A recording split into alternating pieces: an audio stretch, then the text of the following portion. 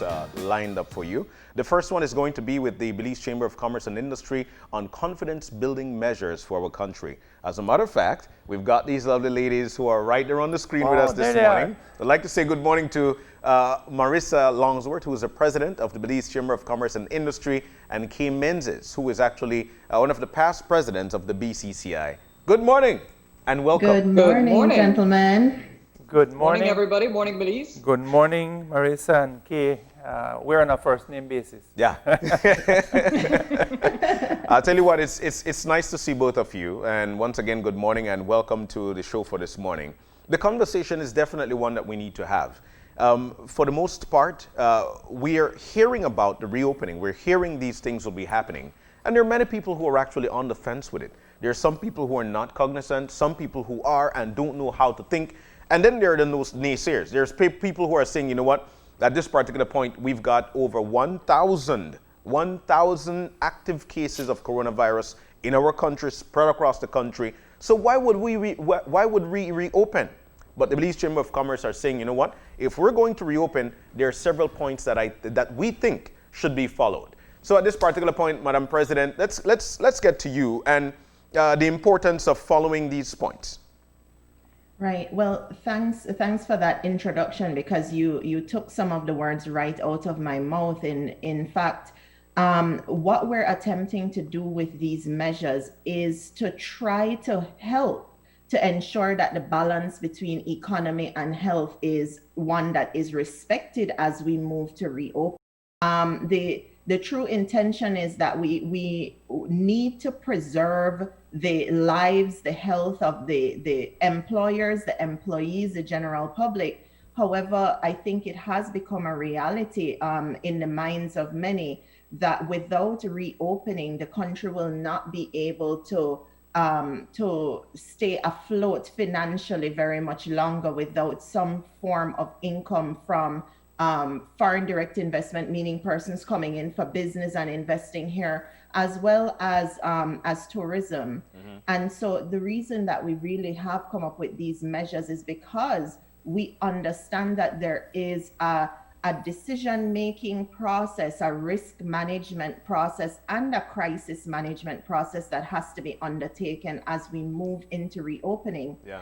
And the business community in particular, in the past actions that have been taken, have really and truly only found out about what is happening at the point that it is happening. Mm-hmm. And for example, when the airport would have a reopening date, maybe the week before, businesses would find out that the reopening date has been postponed because we're having a surge of cases. Yeah. But what we're trying to arrive at here is, can we have a data-driven approach to deciding when is the right time to open, mm-hmm. when is the right time to tighten restrictions, and to what extent do you really need to tighten those restrictions when you do? The point being that we never want to see the engine of Belize's economy shut all the way down again. Yeah. We would like to always have it at least at slow pace moving, so that there is money moving and that there is employment happening, there's progress, and there is growth as well. Just before we continue on, I'd like to get Kay Menzies in. And what I'd throw out to Ms. Menzies is this. We did have a complete shutdown prior to this, prior to what we had earlier. And it definitely did some damper to our economy. And I would like for folks, or Kay at least, to explain to the Belizean public, because one of the things we have to understand is that not many people are at a buy-in when it comes to what a shutdown is, how it impacts our economy, how it impacts our community, as a matter of fact. So I'd like to get to Kay for this one and explain to folks what occurred in terms of economic loss during the first shutdown. Well, the simple version of that, John, well, not the simple version, but the summary version of that is what SIB announced a few days ago when they gave the last quarterly figures for our GDP, and we saw that we had a 23% contraction in the economy for the previous quarter. 23% doesn't sound like a lot, but 23% is hard to recover from. And this is the equivalent of saying, look, you have a sector of the economy. Well, we have 70% of the economy in tourism that has disappeared completely. This is basically saying if you were making $1,000, all of a sudden you've got $300 to live on. Wow. And in general terms in the economy, that's hard to make up. Where do you find that remaining $700? This is what happened in late March of this year. Then when we went into April, of course, the standard reaction at that point in time around the world was you shut down completely. But if you shut down completely, as Marissa mentioned, the engine of growth comes to a halt. Our economy is an engine. It's a highly interconnected engine. Yes. So, for example, if Mark's business doesn't open, his employees he has no earnings. He still has employees he has to pay. He still has a bank loan where even if he got a break for a few months, he still has to pay it at some point. Yes. And he still has suppliers to pay. He still has many, many bills. And everybody who's a recipient of one of those bills, let's say he has the guy that comes and sweeps in front of the shop, that person has to be paid as well. If these people aren't bringing home pay, then they can't spend money. And if they can't spend money, a whole nother set of people don't get paid. There is a sector that, for example, paychecks have continued regardless. Those are the lucky ones. But the majority of people in this country over the last few months have found what it is to live on a reduced income. Not just businesses, but businesses trying to keep people employed have had to make tough choices and either reduce the number of employees or reduce salaries and make other reductions as well. All of those reductions affect somebody somewhere, because if I'm making less income, I buy less groceries, I pick which bills to pay, and so on and so forth. So the result at the moment is people become more cautious. Any little bit of money that they earn, they start to put away, less spending happens, and more the cycle tightens and gets more difficult to deal with. That's what we're in right now. Wow. And that's why business people are very concerned about another lockdown, because there are some businesses that didn't survive the last lockdown. Yeah. And there are other businesses that won't survive this one, if there were another one. So in that regard, that's one of the reasons we developed the confidence building measures to help the government avoid wholesale shutdown as much as possible.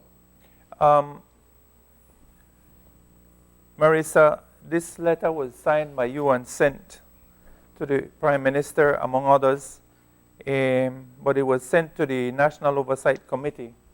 And I was wondering, have you received a response to this letter thus far? Because since you wrote this letter, the cases have gone from 750 to 1,300 in a short period of time.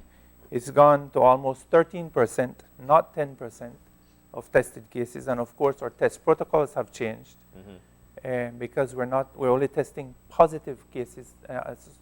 Persons with symptoms are being tested, as I understand it. So the dynamics have really gotten worse. So your advice becomes even more important. So have you received a response, and how if you did, how was it received? This set of confidence building measures was sent to several sources, including, in addition to being sent to the National Oversight Committee, which the Prime Minister chairs. It was also sent individually to him as well. What I do know is that the letter and certainly the confidence building measures themselves have been brought to the table during the National Oversight Committee meetings. And so it is on their list of reviews that they are looking at now as to how they can action some of these items. And what we will end up seeing from some of the items is that it really is not, it's not the same as our prior request through the business stabilization measures, which we had called the business pantry, where we requested actual salary and wage support for businesses. This time around, what we are asking for is a strategic outlook on how we're going to handle the reopening. We're asking for protocols to be put in place that can be clearly followed not only by public officers, but also to be shared with the private sector so that the private sector understands how these protocols and measures will affect it at different stages of the COVID crisis, especially depending on whether it intensifies or not. So did you get the response? There is no letter response to us, but there has been receipt of the confidence building measures and a commitment at the table where we have a representative. There has been a commitment at the table for these measures to be reviewed, and I suppose for there to be some sort of implementation depending on where the National Oversight Committee sees these measures being fulfilled best. Madam President, I must really congratulate the Chamber, if I may. I mean, for putting out some very good advice here. One of the pieces of advice, John, is that we get the private sector more involved. And earlier this week in one of the shows, we asked one of the medical doctors that was a guest on the show, if he thought it was an excellent idea, and he said, by all means, we need it. And I've spoken to several people in the private sector who say, yes, we're definitely would like to get involved. Why do you think the private sector has not been involved, for example, in screening, President? This goes right back to protocols again, because as we investigate this issue about whether private laboratories are able to do testing, and even as we listen to the Director of Health Services on Ask the Experts, it doesn't seem as though there is, in principle, any issue with private labs testing. What the issue is what machines should they have? What tests are they being required to have? What is the standard? What is the protocol? And once again, this is just one example of the fact that there seems to be information internally within the government that says this is what we're looking for. But when it comes to a collaborative approach to say, listen, private sector, we actually need you guys, and we're willing to incentivize so that you can start your own testing and relieve the burden on us. That is what has been lacking in terms of sharing that information. We had heard reports, for example, of machines being stuck at the port, meaning that there is a machine in country that a private entity could be using, getting calibrated, getting certified, whatever the government wants to do with it. But there was some restriction, some prohibition that was affecting that entity's ability to get the machine off the port.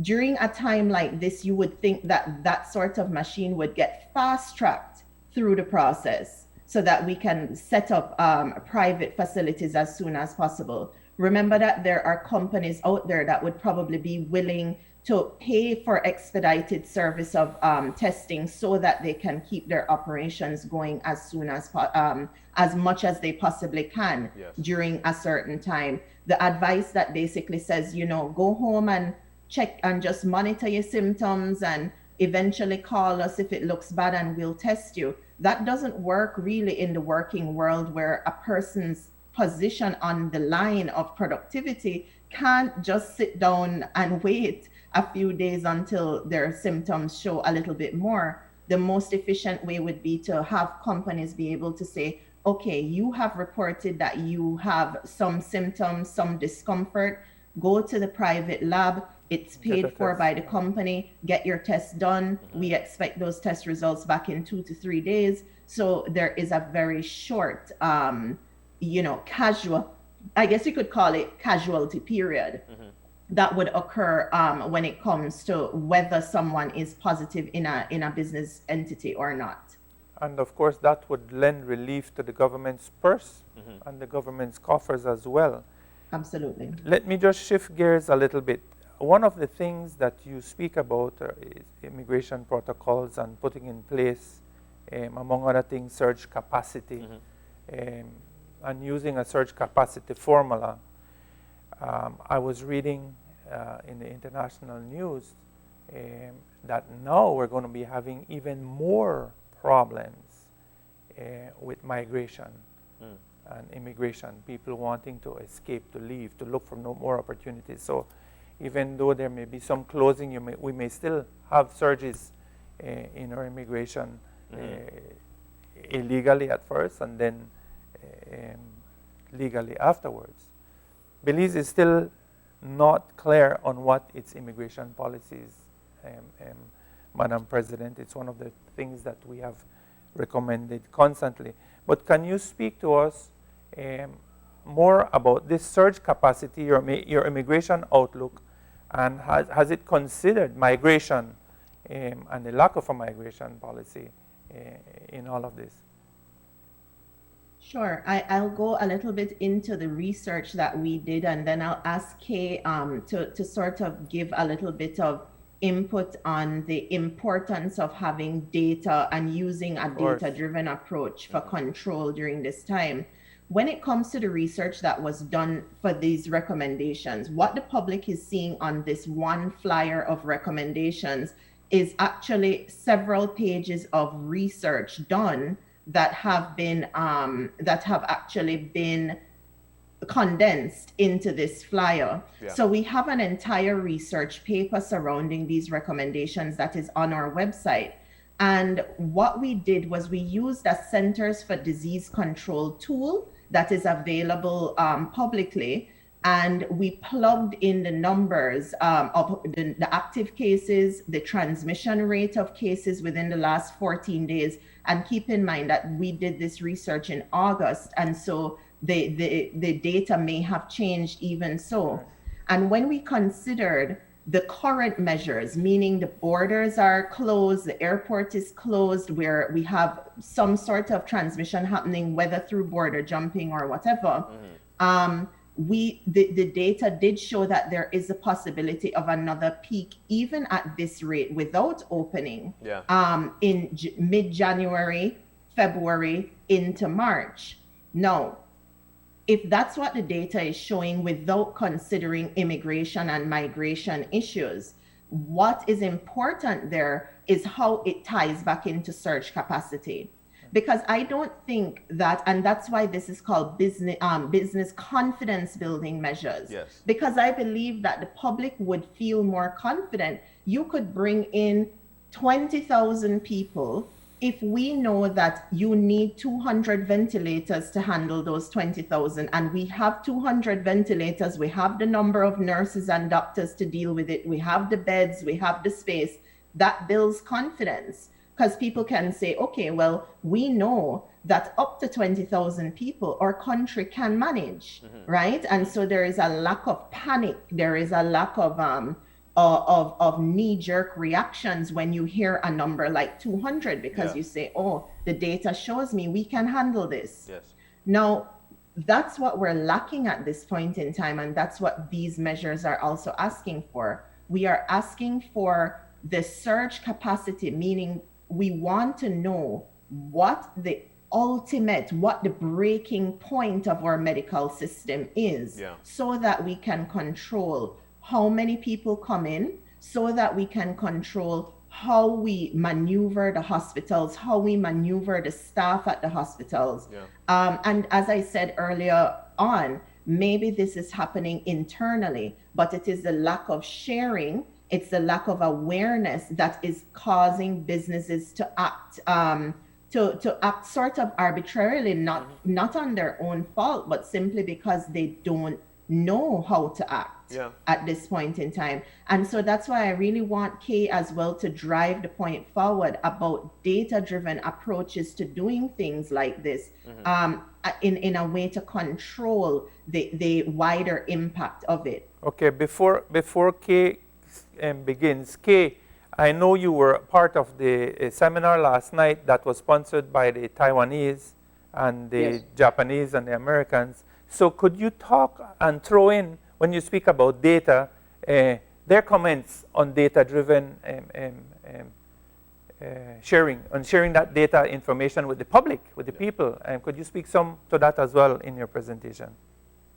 Will do. Well, from our point of view, the idea was Ministry of Health has been sharing the overall dashboard. We see that every day. We see we're up to 1,100, 1,200, 1,300. And we see some impression of localized, but it's difficult for us in the street to figure out what that means. Mm-hmm.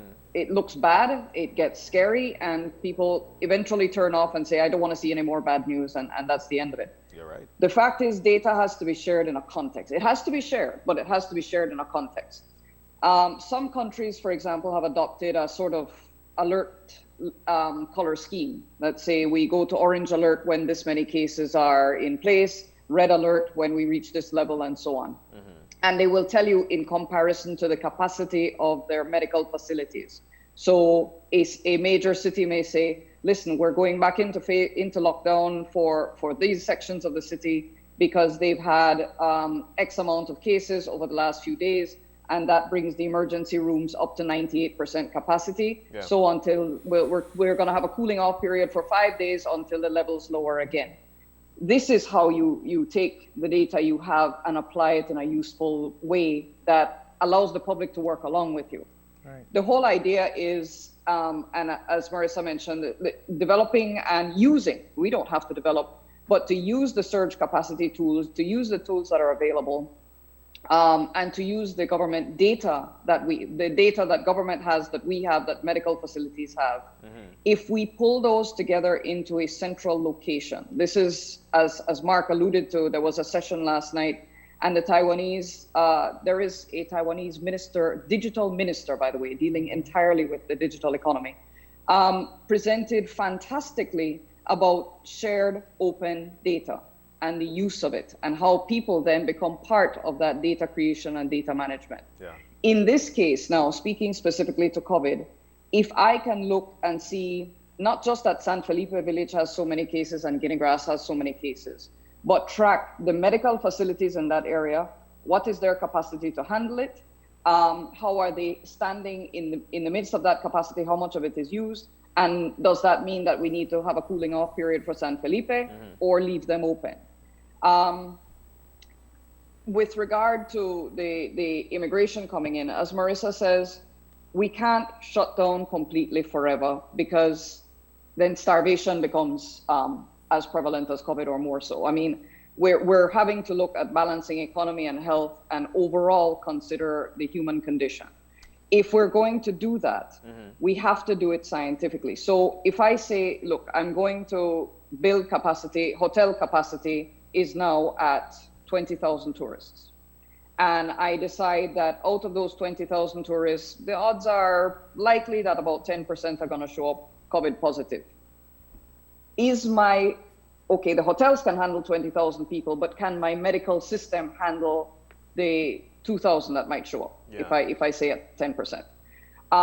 This is the kind of calculation that if we share data, we can pull that together. So we have been looking at it, and one of the ways we advocate is in the same way you have hurricane prep, and for a Category 1 storm, you do these preparations. For a Cat 2, Cat 3, you have different preparations, and you stage those preparations according to where the storm is. So if it's coming off of Africa, you cool off, you watch it for a little bit, you wait and see. If it's outside Honduras, well, you better have been prepared already. Yeah. In this regard, COVID has to be handled in the same manner, because two things that are important to point out when we're talking about this. One, there is no cure for COVID. This is why the importance of testing, because the only way to keep the numbers down is prevention. There is no cure. I'm going to say that 50 million times, and still there's going to be somebody out there who just disregards it. Yeah. But prevention is critical, which means if I have more capacity for testing, if I can reduce the backlog by allowing everybody who has the capacity to test to carry out those tests, mm-hmm. if I can reduce the backlog from, let's say, a week and more down to a couple of days, there's people working trying to get it instant. This reduces the spread automatically, because if I am asymptomatic and I don't know that I have COVID as a result, and I'm walking around infecting the population, even if I get tested, I have exposed people. But at the same time, if I get tested and I'm found positive and I go into isolation, I am protecting the rest of the population. Yes. This happens in theory as soon as I know I'm positive. So if we can get multiple labs involved, Central Lab is backlogged. They are trying their best, but they are on their own here. If we can get other labs involved, we can reduce that backlog and thereby reduce the possibility of spread quite a bit. That's one. Two, by sharing the data, let me say out there, data for me, I don't care who have it. I don't want to know their name. That's another issue. Yeah. If I know that there is a case in this area and that case has contacted 14 people in the time, that then I can plan and I can say, listen, in that area, let's be careful. Yeah. If I am, as a distributor, I'm in the distributive business, I can tell my sales teams where to go and where not to go. That's the simplest level. But if we're sharing the data, let's share the data in a way that the public, the population can continue as much as possible doing what they need to do to keep the economy going without getting exposed or minimizing the chance of getting exposed.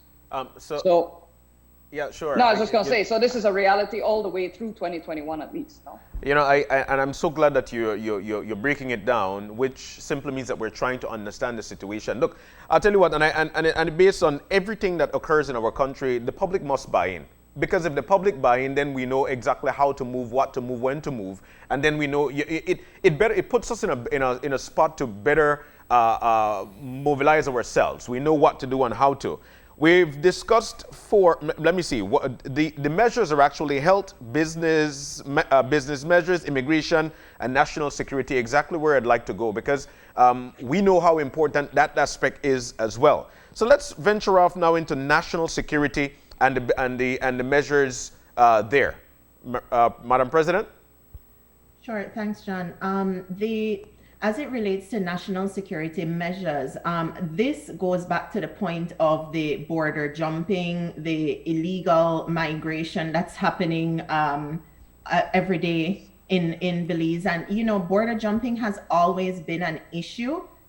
In Belize, contraband has long been a hot topic for the business community, even before my time in the chamber, way before my time, actually. And but what is happening is that because of COVID, it has been sort of amplified.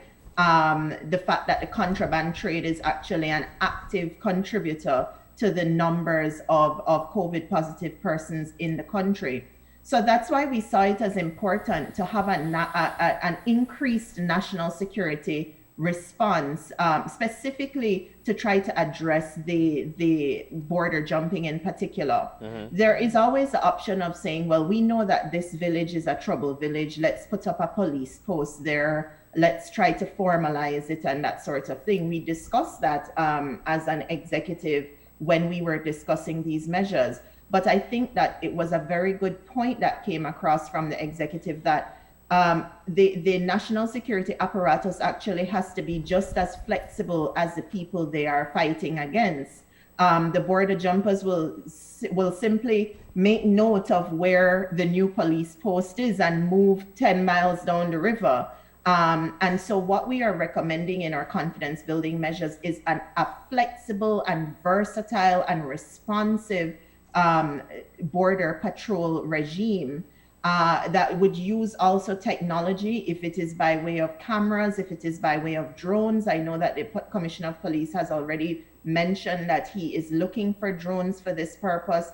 Mm-hmm. The business community, some businesses had actually assisted with donating a truck a few months ago specifically for contraband relief activities.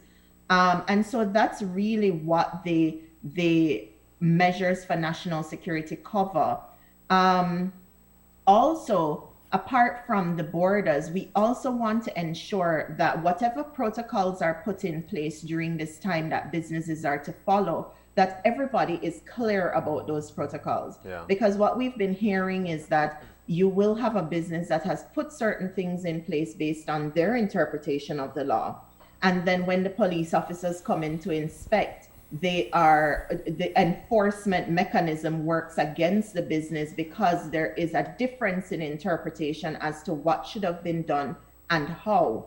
And so what we're trying to do as well, and one of the recommendations higher up, is to have business health protocols in place that coincide with the various stages of lockdown or open up that we are in.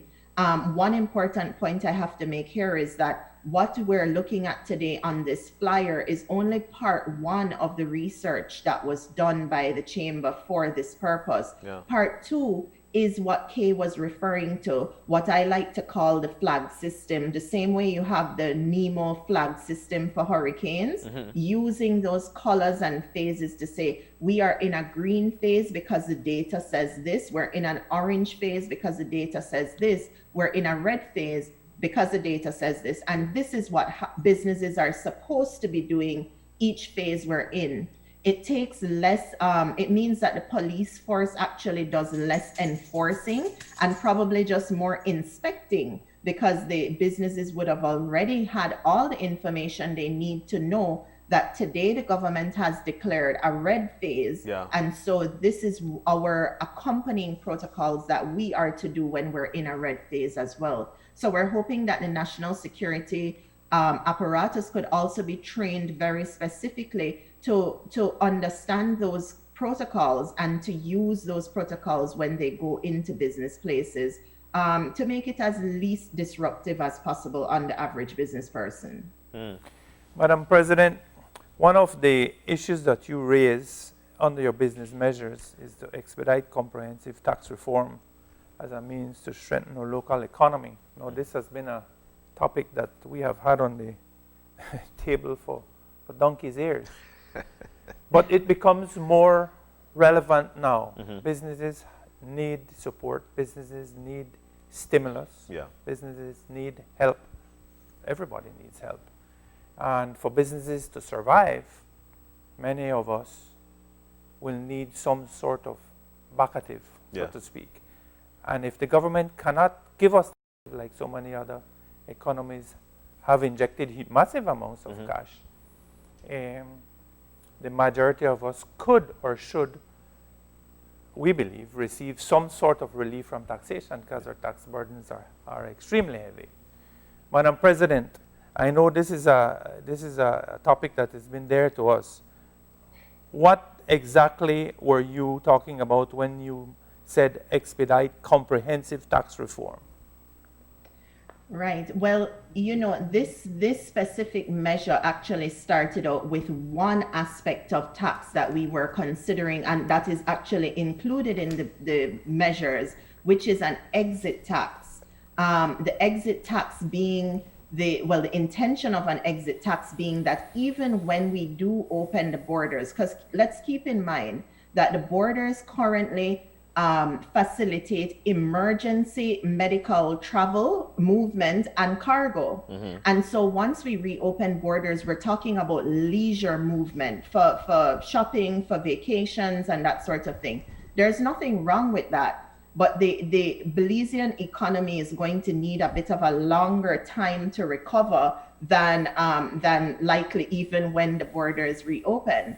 And so the point is, should we look at a way to dissuade the person going to do their hair from doing it over in Chetumal versus doing it in Belize because of that small taxation regime at the exit point? Yeah. Now, as it relates to comprehensive tax reform overall, before you said donkey's years, I was going to say, well, it sounds like you and Kay need to be the ones to answer that, because you've been tackling it for those donkey's years. You Good know? comeback. And I am very new to this topic on tax, because I'm just taking on the leadership. But taxation has been one of the biggest gripe points for this chamber for years, for at least the 5 years or so that I have been involved.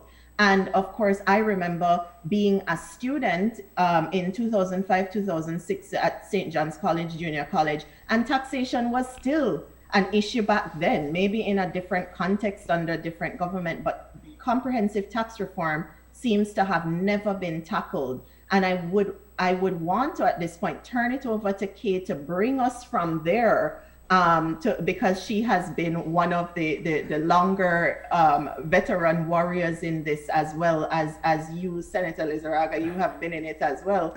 But for me, where I am looking personally as the president at this time is to see whether I can somehow help to push this agenda to finally happen after more than a decade of being lobbied for. Kay, So Kay can look at the. Kay, you have lobbying what? Kay, you have 30 seconds, Kay. We need to break. Yeah, we need I was to. just gonna say, I think we should interview you, Mark.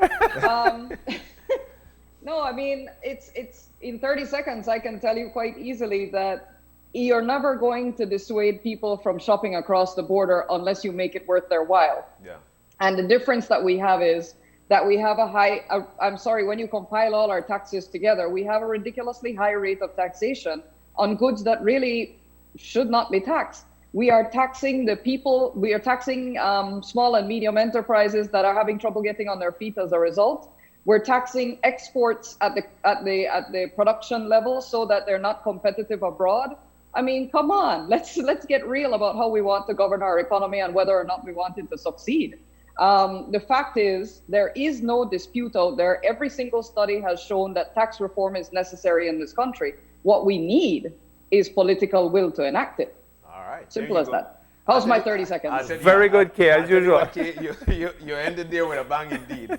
You ended there with a bang. So we want to thank you, along with President Marissa Longsworth of the Belize Chamber of Commerce, Kay Menzies, ex-president of the Belize Chamber of Commerce, for joining us for this morning. Both of you, have a lovely day. Thank you, guys. Thank you, everybody. ladies. And Thank happy you. 10th.